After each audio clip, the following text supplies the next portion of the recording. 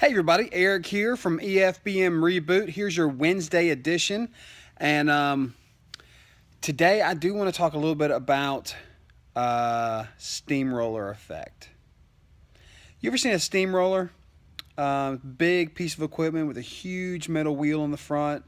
May have a big metal cylinder tube in the back as well.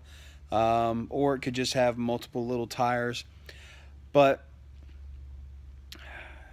you ever seen one of those? I mean, those things are massive, and what they do is they flatten out the concrete or asphalt on road construction or getting ready for road construction. They flatten out whatever they roll over. But to get one of those things going, to get one of those things moving is a lot of work. It's a huge amount of effort. And to keep one moving is equally a huge amount of effort. I mean, the engine in that thing is strong. It is a torquey beast. But here's the point. Your fitness journey is much like that steamroller.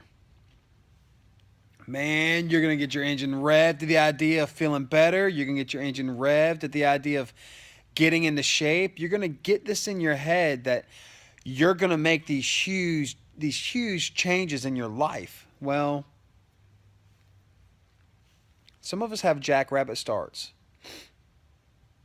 And we feel like we've gone miles and leaps and bounds of differences, and really we haven't gone that far. Others, we stall out before we ever really get started. Then there are those of us who get going and get going on at a good clip. What we have to do is make sure we maintain that momentum. Or else we're just going to come to a stop. We're going to come to a standstill that can be hard to recover from. Sorry, my sleep is off. Which, my sleep being off is kind of why I'm talking about maintaining momentum, because as it turns out, I'm getting too much sleep for me. And, excuse me, hair. I'm getting too much sleep for me, and that's kind of slowing down my gumption, my giddy up. I'm getting too much sleep. Oh, excuse me. Who knew there could ever be such a thing? I mean, I thought the idea was crazy. Too much sleep? That's ridiculous. Well, I've gotten too much sleep. And between the too much sleep and developing the at-home version of my program, I've kind of thrown off my workout schedule. So I need to get back into it. I need to start building that steam, that momentum again to get going, because I got goals and I want to reach them. I don't want to be this forever. I would like to be less body fat percentage. I would like to be stronger. I would like to have a little more muscle definition. I've quit caring what the scale says. Oh, excuse me. When I reach body measurements that I'm shooting for, then I'll get on the scale. I'm pushing for those non-scale victories. Think of it much like Dave Ramsey. I don't know if you know who he is, but he is a personal finance coach who, in his 20s and in college, grew this real estate business into the millions and was worth millions, and then ended up getting into so much debt he had to file bankruptcy, and has come back from it in a debt-free lifestyle. But he teaches these baby steps. And baby step number 1 is to save $1,000. Baby step number 2 is to start paying off debt as fast as you can through whatever legal means necessary. So you're going to sell as much stuff as you can. You're going to get part-time jobs. You'll get second jobs, whatever it takes. Budgeting is huge. But the way you go about paying off the debt is different than a lot of people. He wants you to start off with the smallest debt, whereas someone like Susie Ormond wants you to start paying off the highest interest rate first, so you're not paying all that extra interest.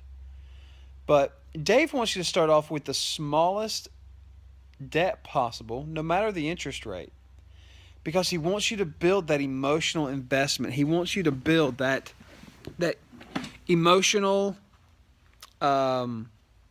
snowball so that you can begin this journey and maintain this journey of, getting out of debt, because there are going to be days where you're just like, I'm done. I don't want to do this anymore. And there are going to be days where it's just hard and you're frustrated and you want to give up. And so much of that applies to our fitness journey. There are days that you're like, yes, I got this. And you reach these victories, you reach these milestones, and you're like, yes, we did it. And then there are going to be days where you're just like, no, I do not want to get out of bed. So guess what?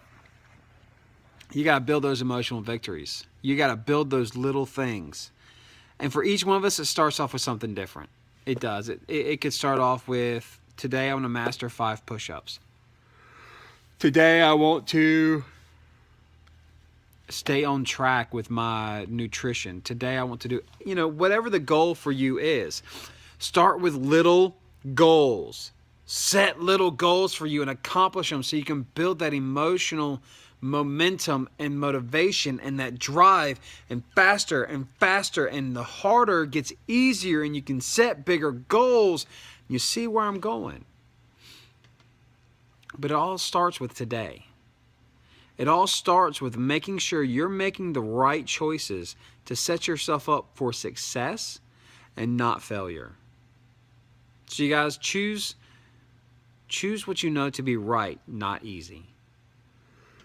Choose what you know to be not convenient. Choose what you know to be good versus convenient. Sure, hitting the drive-thru and someone else does the cooking, that's convenient.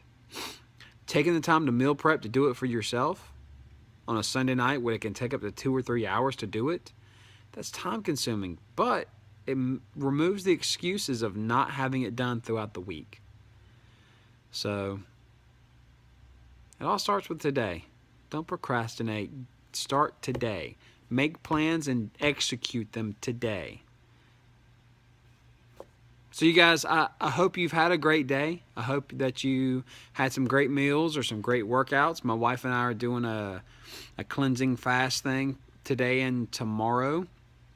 So, my bride and I, not my wife, my bride. I gotta check myself before I wreck myself. But my bride and I are doing a fast / cleanse over the next couple days. So we're trying to get ourselves right, get set up for success so we can maintain our momentum. And with that, remember, there are going to be uphills, there are going to be trials, there are going to be successes, and there are going to be failures. And don't ever forget that a master at something has failed more times than the amateur has ever tried. And most of all, remember that we are just ordinary people trying to live extraordinary lives. And we'll see you guys next time.